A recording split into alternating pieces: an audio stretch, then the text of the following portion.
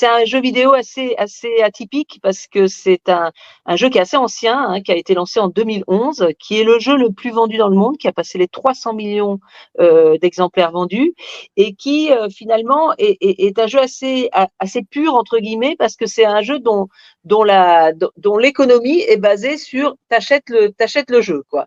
Il a des mises à jour assez mineures, mais voilà, une fois que tu as acheté le jeu, c'est assez sain. Il n'y a pas d'objets achetés en plus, il n'y a pas de transactions. Il y a aussi un esprit très bienveillant dans ce jeu. Il y a aussi Oui. le fait que c'est un jeu extrêmement souple parce que on peut se battre ou on peut construire un monde. Alors, si on est architecte, on fait des belles maisons. Si on aime les animaux, enfin, donc on fait en fait ce qu'on veut dans ce monde-là. Donc, c'est un monde tout carré, un monde un peu vintage. Donc, il y a une esthétique. Donc, ça va être assez intéressant de voir comment il est transposé. Il ressemble, je pense, dans l'esprit, à la fois en tant que jeu et en tant que film, à Lego, à l'esprit Lego, c'est-à-dire on se prend pas au sérieux et puis on représente quand même une culture, enfin un élément de la culture populaire. C'est un studio scandinave à l'origine, un Mojang, qui a été racheté par Microsoft, parce que Microsoft est très discret sur son empire du jeu, mais qui est considérable, le jeu vidéo. Et je trouve qu'ils ont réussi un tour de force, parce que ça a rien changé. Microsoft était connu pour détruire les boîtes qu'il achetait. Ouais. En tout cas, il les achetait, puis après, mais pas dans le jeu. Et là, c'est resté. Ça a failli Voilà. parce que comme c'était vraiment une communauté de puristes, c'était le diable arrive.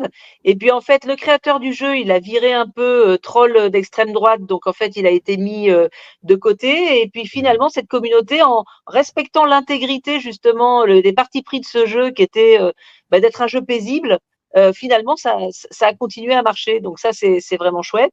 Donc voilà, moi personnellement, j'irai voir ce film. Je vous conseille de le faire, de nous donner votre avis. Et puis, s'il a le même succès que Lego, c'est pas mal parce que Lego a fait pratiquement 500 millions de dollars de recettes. Je pense que c'est important ce que tu disais aussi sur la communauté qui est autour. Je trouve que c'est un exemple presque pur, en tout cas très réussi, d'une communauté de gens qui sont passionnés, qui s'amusent. Je pense qu'il y a tous les âges. Hein, c'est pas du tout. C'est perçu comme très jeune, très gamin dans sa forme.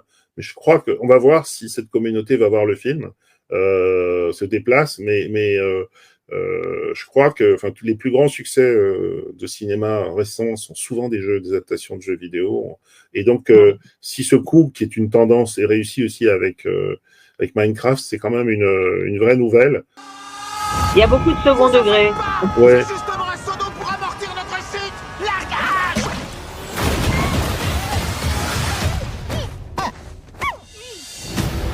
Petit clin d'œil, c'est Warner. Dans la surface, tout ce dont on peut rêver, on peut le créer. Donc ils ont construit tout ça. Ouais, la plus grande partie.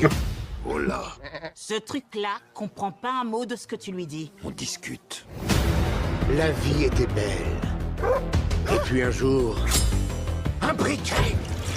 On est tombé sur le Nether. Il n'y avait ni Donc c'est vraiment un jeu intergénérationnel, parce qu'un jeu de 15 ans, c'est un jeu âgé. Qu'est-ce que tu décides? Ouais. Oh, oupsie. S'ils obtiennent ce qu'ils veulent, ce magnifique monde et tout ce qu'il contient sera réduit en cendres. Vaya con Dios.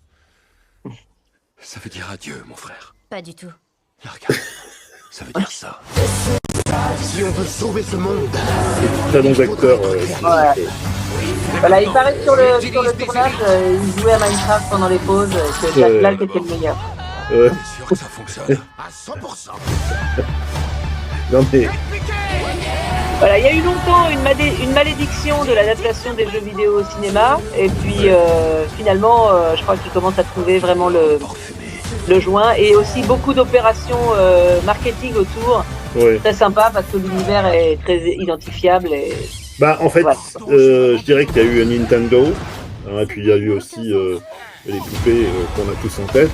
Et donc je crois que le marketing mélangé avec une créativité un peu déjantée, ça peut faire quelque chose, parce que tu parles à toutes les générations, tu peux y aller avec des gamins, parce que eux ils voient le jeu en fait, et puis c'est une grosse comédie familiale.